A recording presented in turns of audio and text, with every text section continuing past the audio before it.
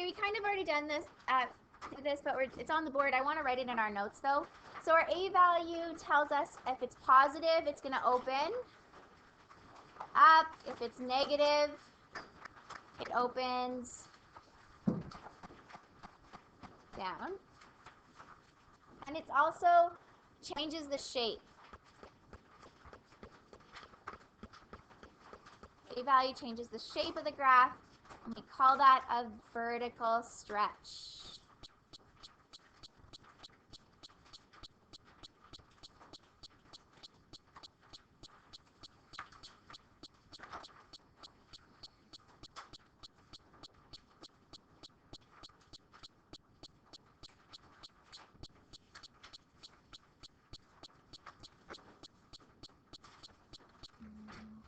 Here, I'll zoom in. There you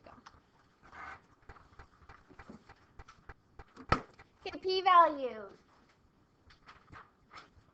The p-value is our horizontal shift or translation. It moves our graph.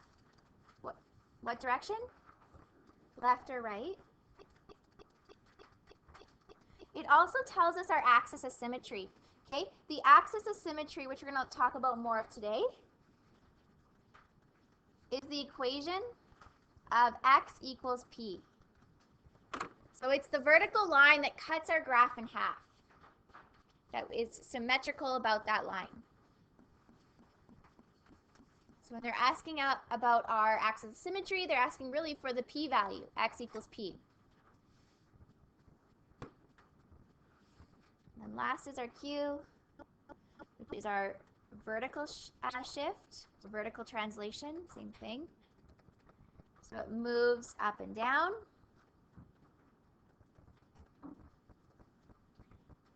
And it also gives the max or min value at y equals p. Okay, so if I'm asking for the maximum or the minimum, I'm looking for the y value. I don't care about the x. Because a maximum or minimum on a graph has to do with how high or how low. It doesn't matter horizontally. It's just what's the max, how high, how low.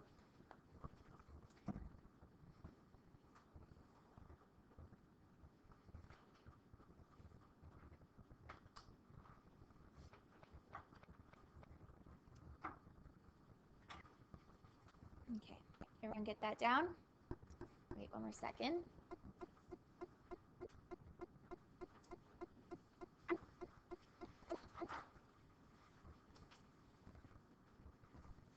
Some more terminology.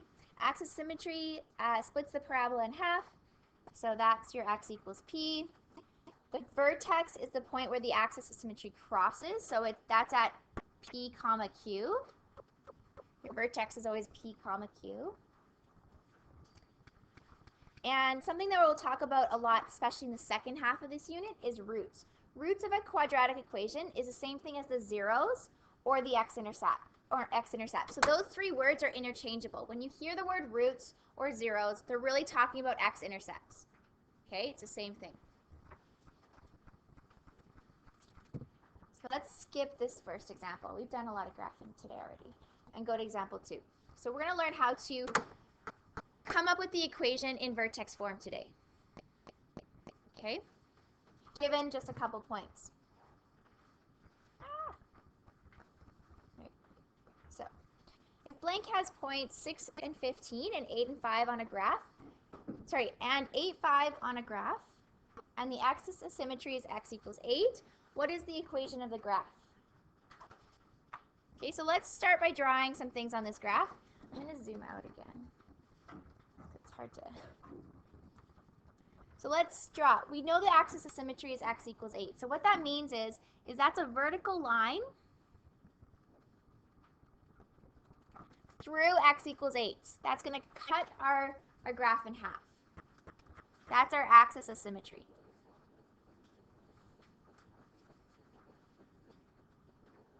This is not drawn to scale, I'm sorry. That's okay. They also tell us that we have points 6 and 15. So we're just going to guesstimate approximately up here off the page. 6 and 15 is 1 point. And the other point is 8 and 5.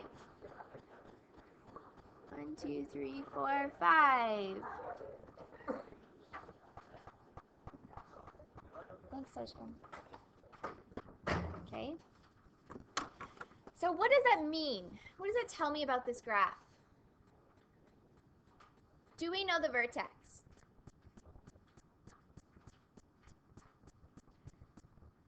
Is any of those points the vertex? If the axis of symmetry is where the graph, yeah, 8 and 5 would be your vertex. Because the axis of symmetry will always go through the vertex. It's the line that's going to cut. If you have a beautiful parabola, your axis of symmetry cuts it in half. Exactly. So it goes through the vertex. Always. So we know the vertex, which is really important when we're trying to make our equation. Our vertex is 8 and 5. Okay, our graph is going to look something roughly sketched like that.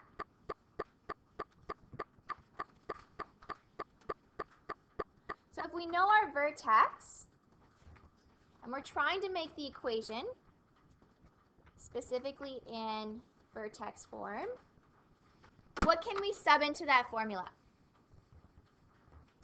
What letters do we know if we know the vertex? P and Q. We know our vertical and horizontal translations. We know P and we know Q. So our first step is we're going to sub in P and Q because we know them, right? So let's do that. Let's remake our equation.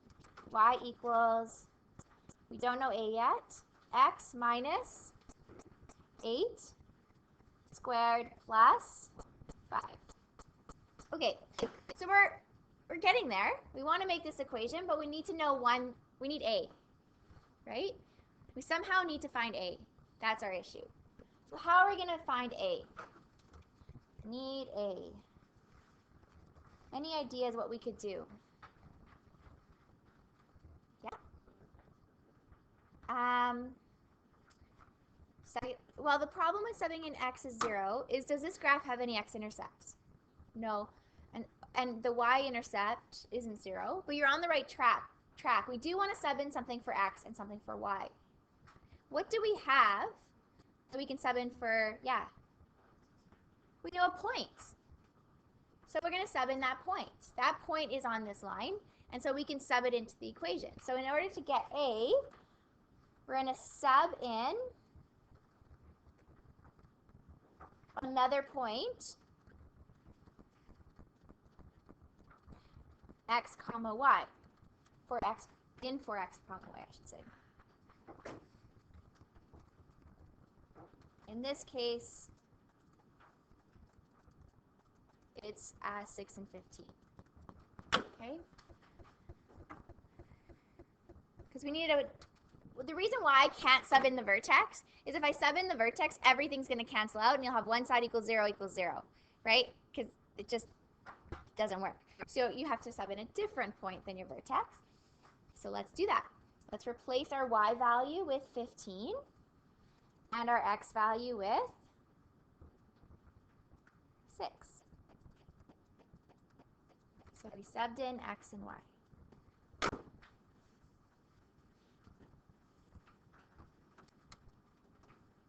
Now it's just algebra. 15 equals 6 minus 8 is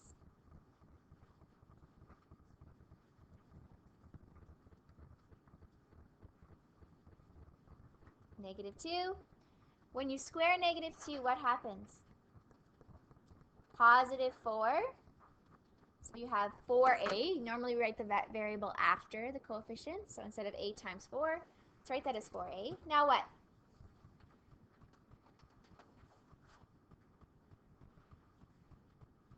Get a by itself. Which first step? -5. 10. 10 equals 4a. And last,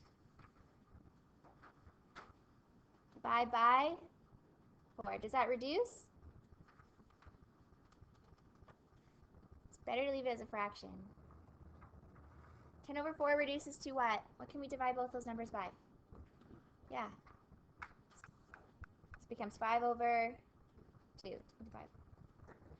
This is 5 over 2. So now we can write our equation, right? Our equation, we were almost there before, but now we know our a value. So let's write our equation in standard form. Y equals, our a value is 5 over 2. We just found that. X minus 8 squared plus 5. We know our P and Q.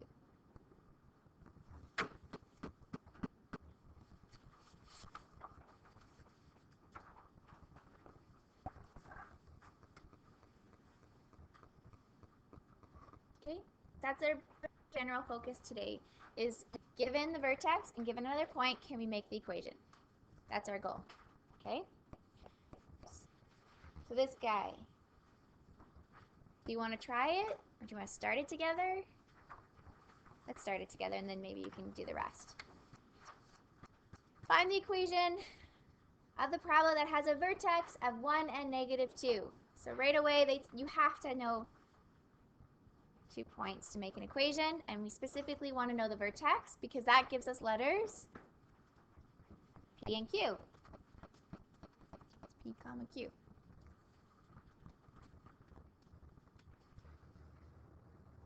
So we want to sub it into our vertex form equation. It becomes y equals a times, we don't know a yet, x minus 1 or plus 1? Minus 1 squared, and then minus 2.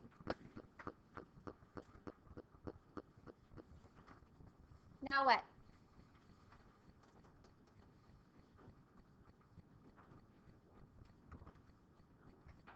Okay, sub in x as -1 and y is 12 to find a. So why don't you try that right now? Okay, any questions about that? Pretty easy? Okay. Can you try this one on your own? So my hint is you always need to know 2 points.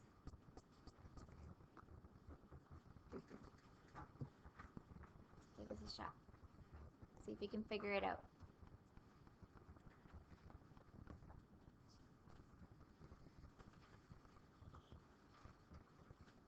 So if you haven't figured out already, y-intercept is a point. It's a point 0, -12. Ready? The y-intercept occurs when x is 0.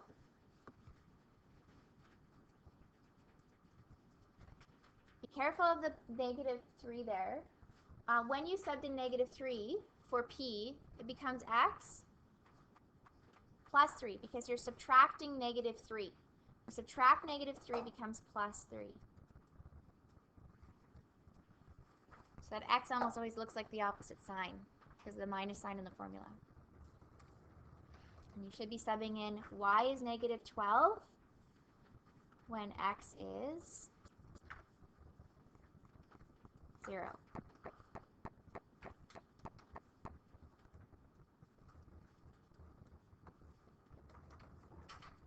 -12 equals 0 plus 3. 3 squared is 9. So 9a plus 6. Careful when you subtract. If you have -12, take away another 6. You should have -18. And when you divide that by 9, it turns into -2. So if you had -2, good job. That's correct. Okay.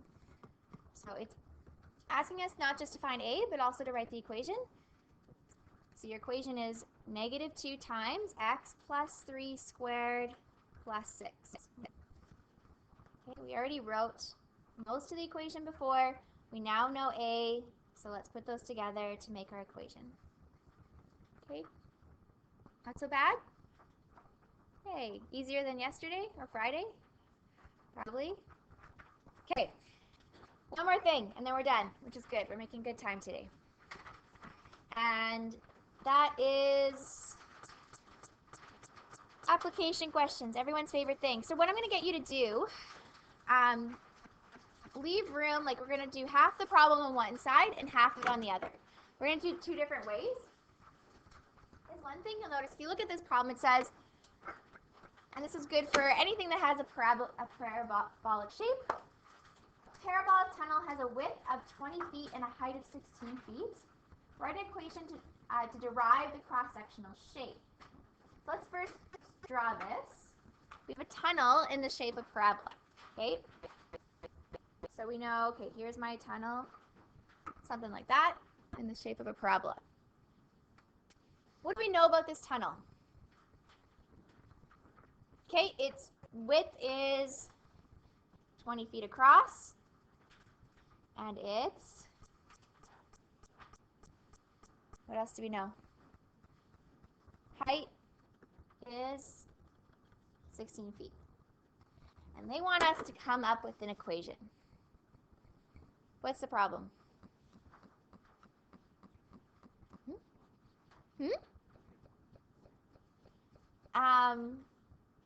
Do we even have a point? Okay. So in order to have a point, you need to have a Cartesian plane. We need to have a y-axis and an x-axis. Do we have a y-axis and x-axis right now? No, we don't. We just have a tunnel with some dimensions. Does it matter where you put your y and x-axis? It doesn't. You can put it anywhere you want. Now, there's going to be places that makes it a lot easier and places that will make it a lot harder. But it's up to you. There is no y-axis or x-axis here with this tunnel. You can put it anywhere you want to make that equation. It's really up to you. So, there's two options. Where would you like to put it? Any ideas where you'd like to put it?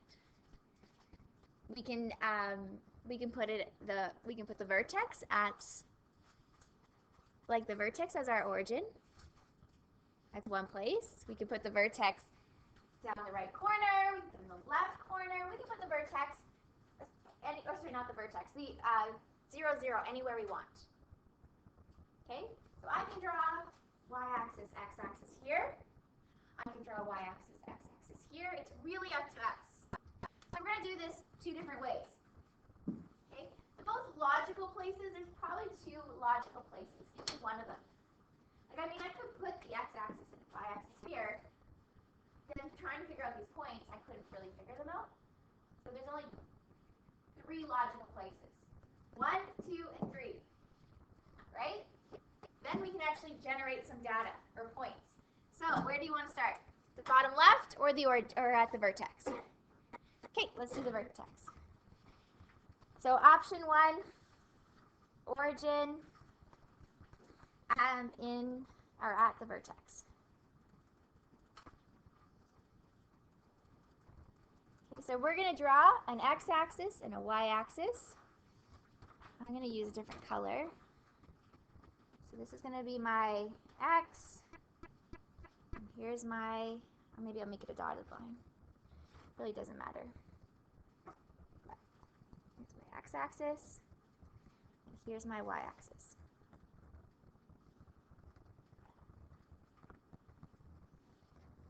Okay. So that gives us a beautiful point. Our vertex is going to be 0, 0. Okay? Which makes our equation really easy, because P easy, Q easy being 0 and 0. Do we know any other points, given now we have a Cartesian plane? What would be the point at the bottom left, down here? What would this point be right here? Bottom left. Yep. Good. And negative 16. So because it's 20 wide, half of it is on one side, half of it's on the other. So negative 10 and then down 16 is negative 16. What would be this point?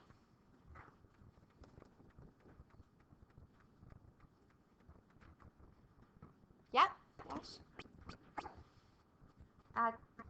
Close. Opposite. positive 10, negative 16. Yeah.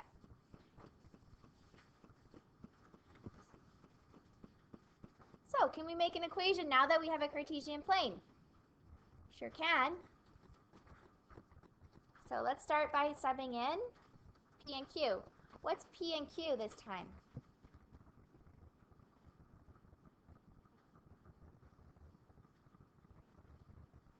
What's the P value and what's the Q value?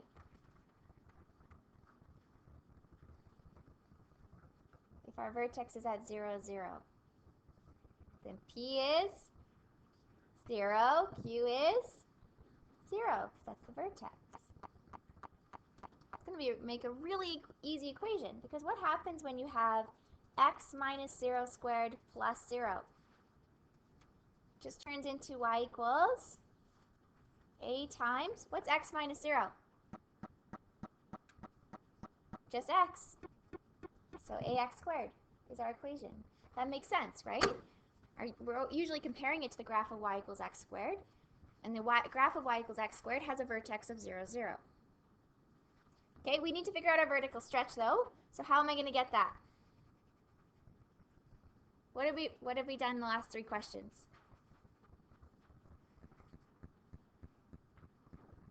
Sub in x and y. Okay, so sub in x and y. Can you put in 0, 0? No, because that's your vertex. So any point, we can choose this one or this one. It doesn't matter. Which one do you want to use? Let's use positive x. It doesn't matter. So x will go negative 16 for y, and let's do positive 10. So let's use this point as our xy, second one. It really doesn't matter, because if you put in the negative 10, when you square it, it's still going to turn into positive. So it makes really no difference. It's going to give you the same answer. So we have negative 16 equals 100a. And divide both sides by 100. That reduces to something. We can divide both by 4. And what does that equal? Negative 4 over 25. Okay? So that's one option for our equation. One of the equations we can get is y equals negative 4 over 25 x squared. If we choose to put our y and x axis at the vertex, meeting at the vertex. Okay?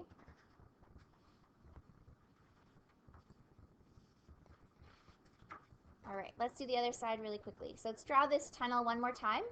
But this time we're going to put our origin in the bottom left, the edge of the figure, bottom left. So this time let's do origin at the edge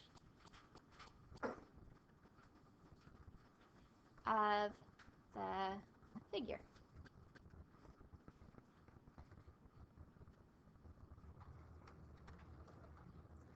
So again, we're going to draw the same tunnel. Still 20 feet wide.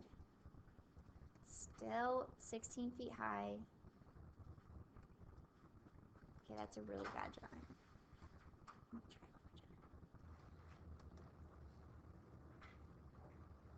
Close enough. Okay, but this time let's put our x-axis and y-axis here at the edge of the shape. So let's put y here and x.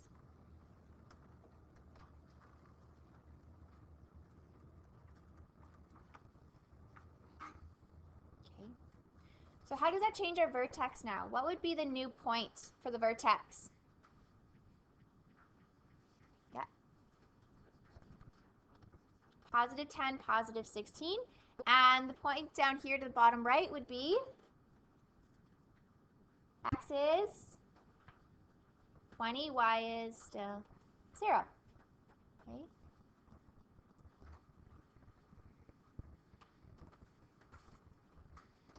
So when we make this equation, a few things change. Well, first of all, what's my P and Q change? It's going to become x minus 10 squared plus 16. Do we expect to get a different a value? Who says yes? It's going to give me a different a value because we changed where our graph is. Any yeses? Who says no? A lot more no's. We should get the same a value. Why do you think we're going to have the same a value? What does a tell us? Okay, it's opening up and down. What else does it tell us? The stretch or the shape. Is the shape of my tunnel changing? No. So really quickly, if I sub in any point, let's do 0, 0. Oops. 0 minus 10. 0 minus 10 squared plus 16. I'm going to use that point because it's probably the easiest.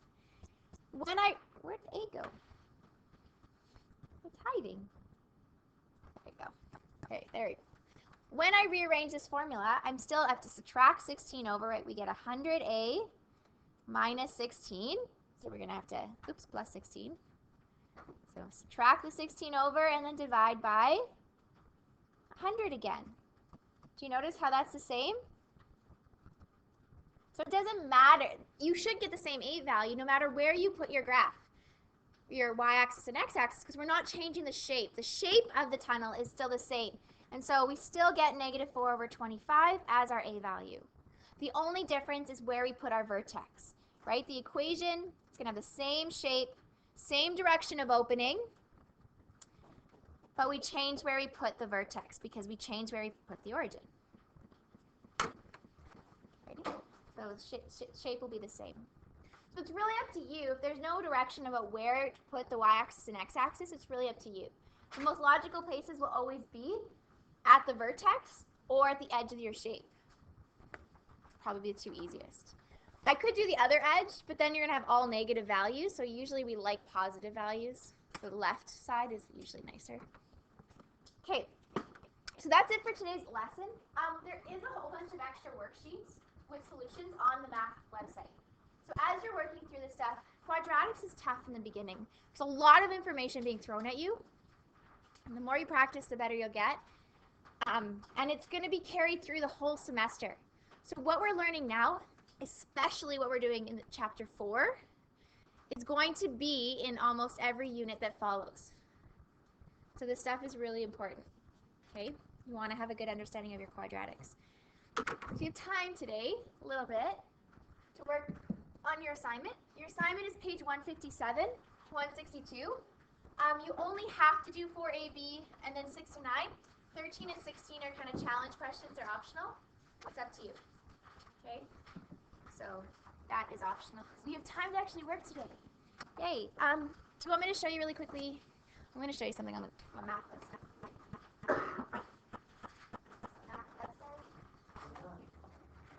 Remember, there's a link on SchoolZone to get to the math website. So if you go into quadratics, it's an extra practice right here, top right. Put some worksheets with some. Yeah, this is right. Okay, so 3.1 to 3.3 extra questions. There's like a whole bunch of extra practice. Graphing extra practice, and then I put the solutions attached to it. And then I worked out solutions on there too. Okay, so there's a whole bunch of extra practice on there if you need it, especially once you're studying for your test. Give you some options. 3.1, 3.1, no graphing.